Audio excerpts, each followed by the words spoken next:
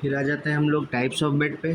तो बेसिकली कितने type of bed होते हैं जो हम लोग प्रिपेयर करते हैं हॉस्पिटल्स में। सबसे पहले तो open bed, closed bed, occupied bed, cardiac bed, fracture bed, cradle bed, post operative bed, amputation bed. ये बेसिकली टाइप्स ऑफ बेड्स हैं जो हम लोग यूज़ करते हैं हॉस्पिटल्स में। तो देखते हैं एक एक को डिफ़ाइन करते हैं। सबसे पहले तो कौन सा हमारा ये ओपन बेड, ठीक है। दूसरा हमारा ये क्लोज्ड बेड।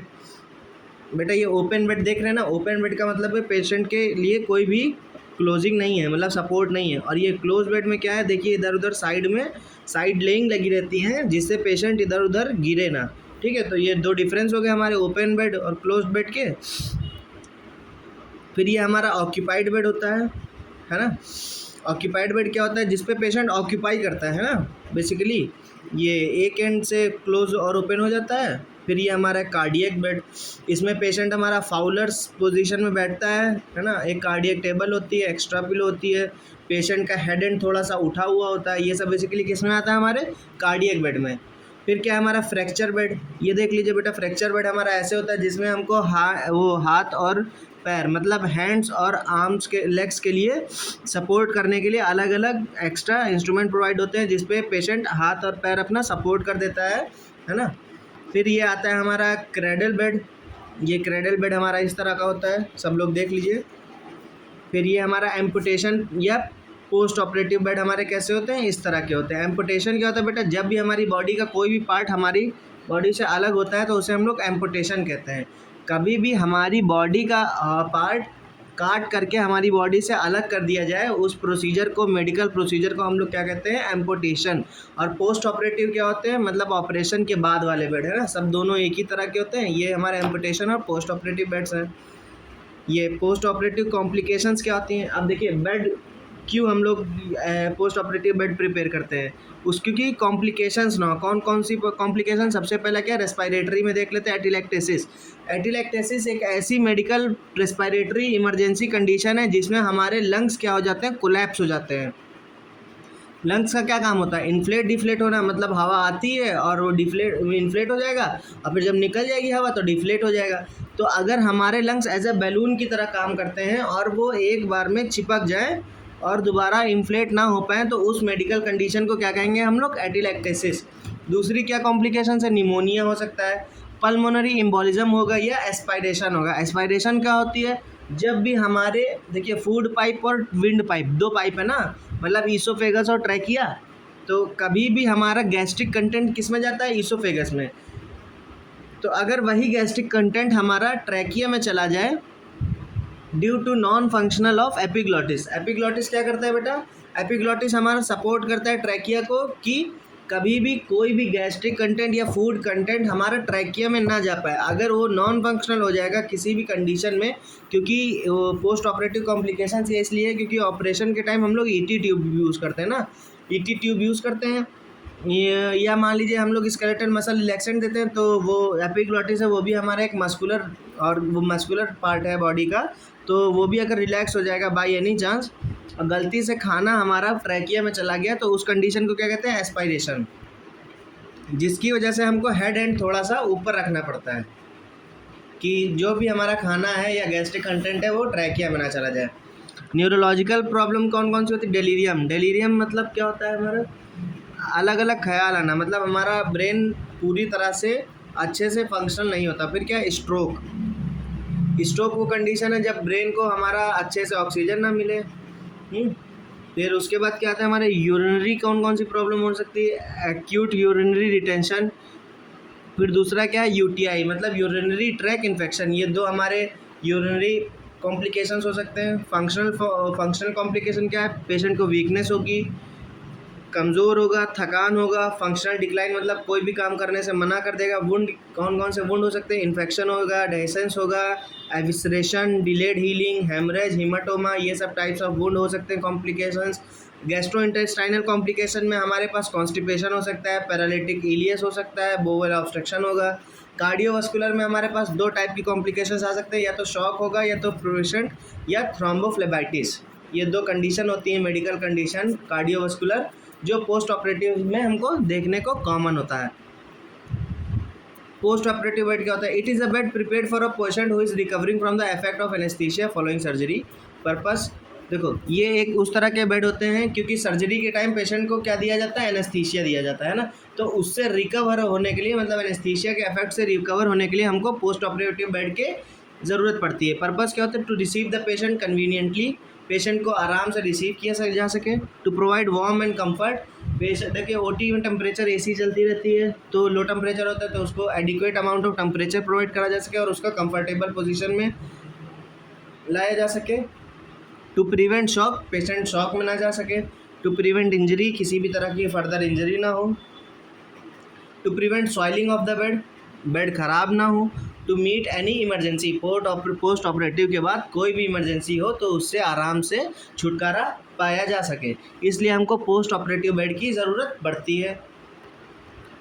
प्रिपरेशन कैसे करते हैं?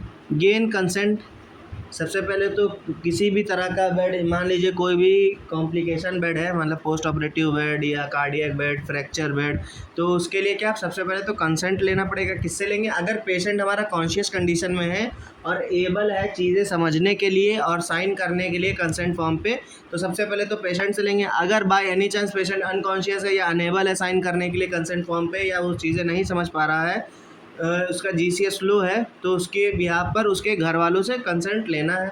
फिर क्या, कंसेंट लेते टाइम क्या, एक्सप्लेन प्रोसीजर, जो भी प्रोसीजर होगा हमको, जो भी उसके रिस्क होंगे, जो भी रिवॉर्ड्स होंगे उस चीज़ के, वो सारे हमको अच्छे से एक्सप्लेन करना है, चाहे वो पेशेंट को एक्सप्लेन करे, चाहे वो पेशेंट के घर वालों को। प्रोवाइड कंफर्टेबल पोजीशन, पेशेंट को जितनी भी कंफर्टेबल पोजीशन हो सकती है वो प्रोवाइड करना।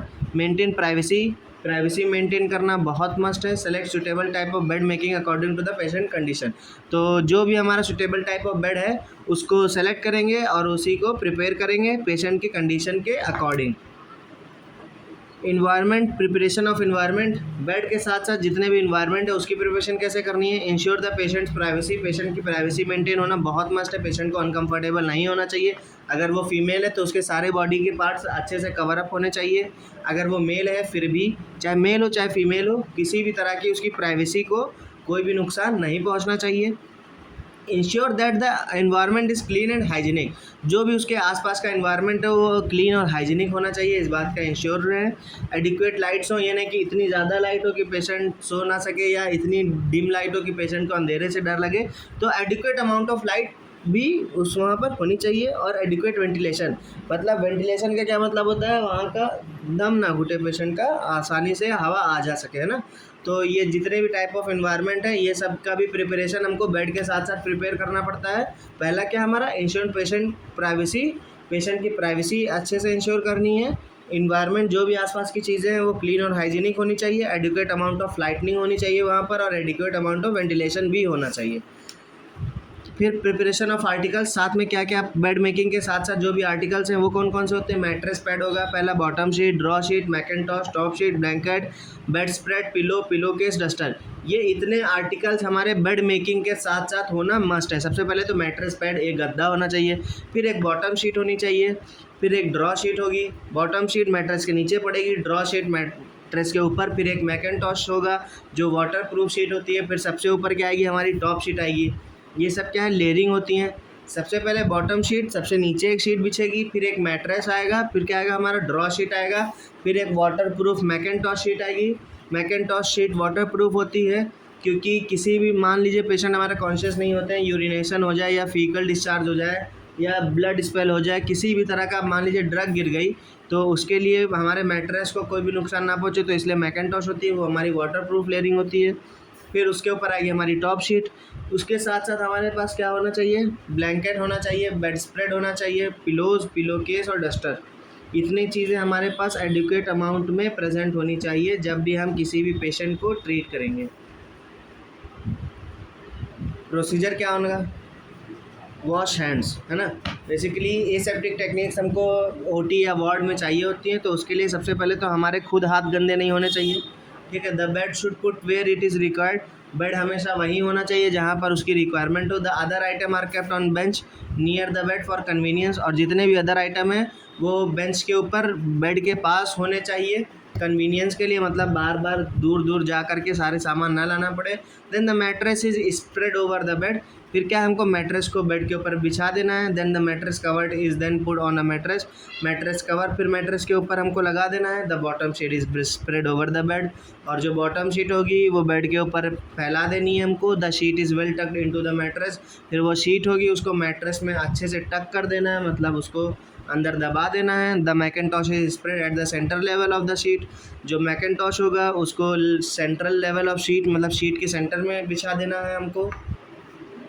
तो these are the basic procedure, जब भी हम बेड मेकिंग करने जाएंगे तो इसी तरह ये सारे स्टेप्स फॉलो करने हैं। आगे देखते हैं क्या है। Place the draw sheet over the mackintosh, mackintosh के ऊपर क्या करना है, फिर हमको ड्रॉ शीट को प्लेस करना है।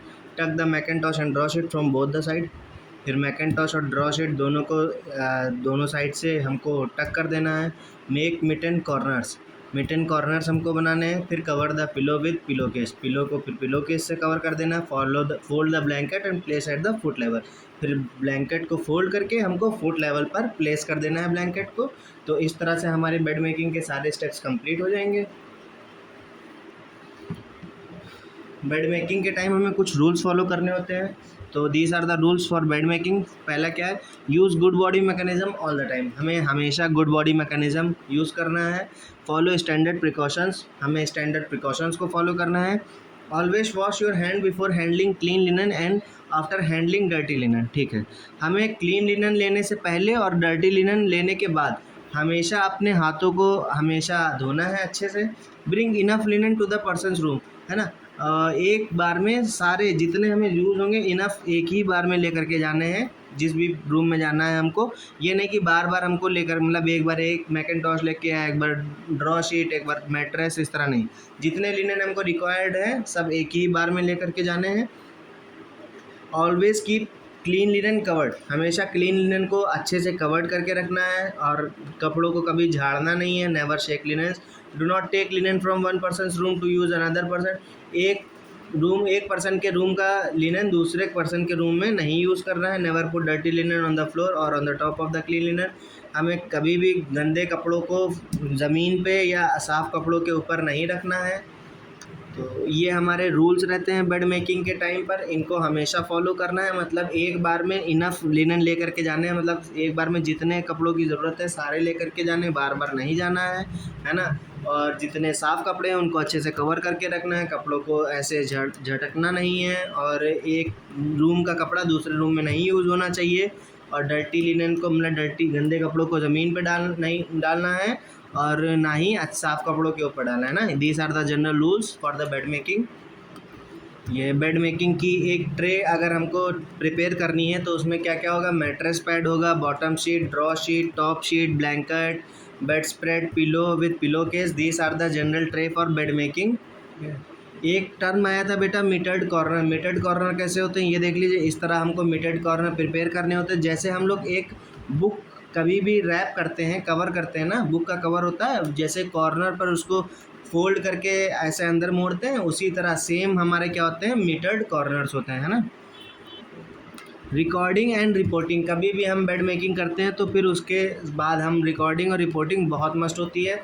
सबसे क्या क्या हमको नोट करना होता है, पेशेंट का name, type of bed making, patient की ऑब्जर्वेशन, और जो भी फिजिशियंस हैं रिगार्डिंग एनी एबनॉर्मलिटी उनको रिपोर्ट करना होता है। तो बेड मेकिंग की क्लास इतनी है। तो ये एक बार फिर से ये मिटेड कॉर्नर देख लीजिए। ट्रे में क्या क्या आएगा, mattress pad, bottom sheet, draw sheet, top sheet, blanket, bed spread, pillow and pillow case. General instructions ये हमारे रहते हैं जब भी हमको बेड मेकिंग करनी होती है। ये रूल्स हैं हमारे, और ये हमारा क्या है, प्रोसीजर, कैसे हमको बेड मेकिंग करनी होगी। तो आज की क्लास इतनी ही बेड मेकिंग की, फिर नेक्स्ट क्लास में मिलते हैं।